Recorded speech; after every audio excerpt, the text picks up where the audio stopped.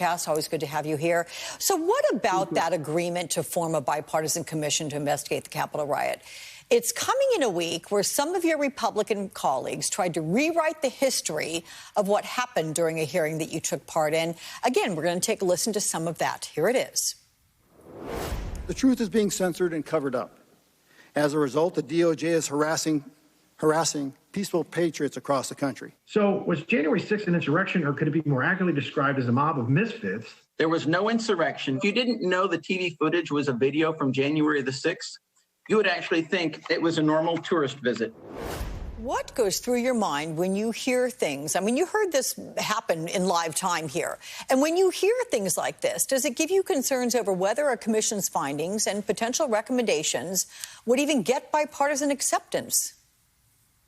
So, first of all, Alex, thank you for having me. Your commentary about remaking history is right. I mean, this was a master class in how to somehow retell the story.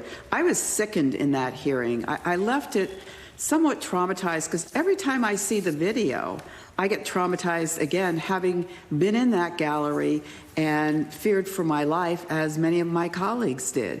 And to have my colleagues now on the other side of the aisle say that these were tourists, it just is flabbergasting to me.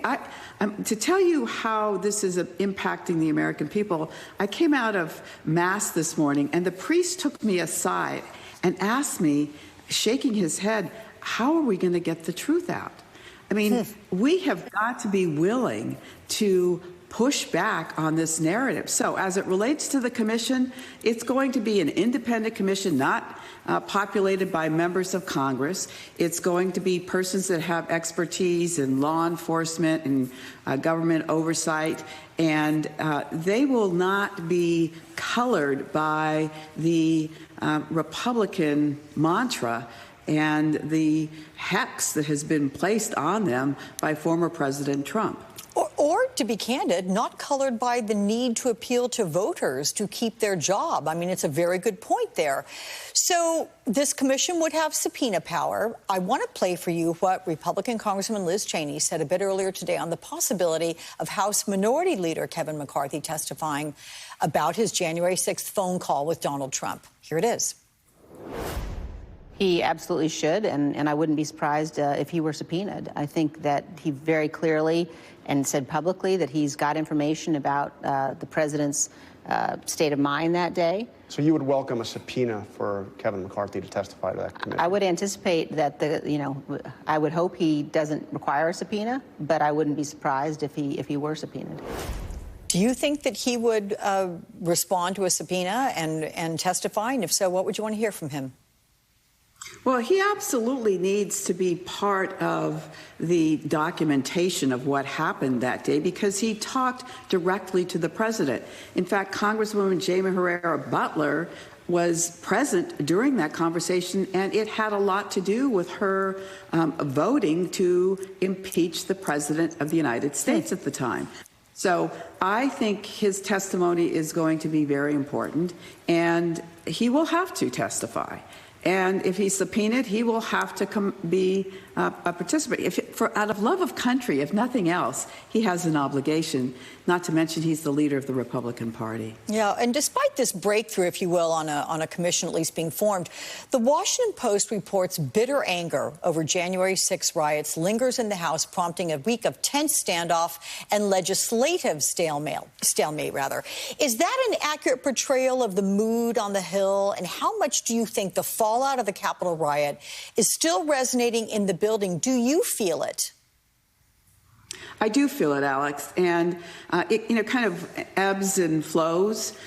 So there are periods of time when it does not. But it is really, there's a lot of sand being thrown into the gears of the House operation with bills that are clearly non-controversial, but then requiring them to be taken up one after another, forcing us to be in the chamber for 9 hours voting. That is, a kind of an effort by some to push back and to just create chaos. It is a very troubling time in the House of Representatives right now, and it's going to require people with the courage of Liz Cheney to step forward. When she talks about the rule of law and the Constitution of the United States, you would think that would resonate with her colleagues who took an oath of office and swore on a Bible that they were going to defend the Constitution. What do you make of the back and forth between Marjorie Taylor Greene and Alexandria Ocasio-Cortez? I mean, it's been described as menacing behavior by Marjorie Taylor Greene. I mean, is there a sense that that people aren't necessarily safe when they go to work? Well, I think we're all safe when we go to work. I think Marjorie Taylor Greene is a train wreck. And, she continues to want to create theater. And she, throws a little temper tantrum if they don't want to play with her.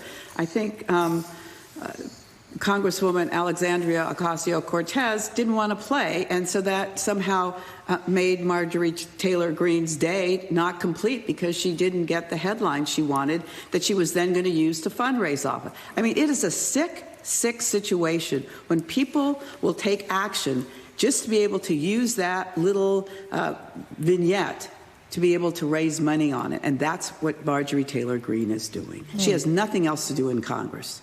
Except, well, she has been removed from committees, so yeah, you're right.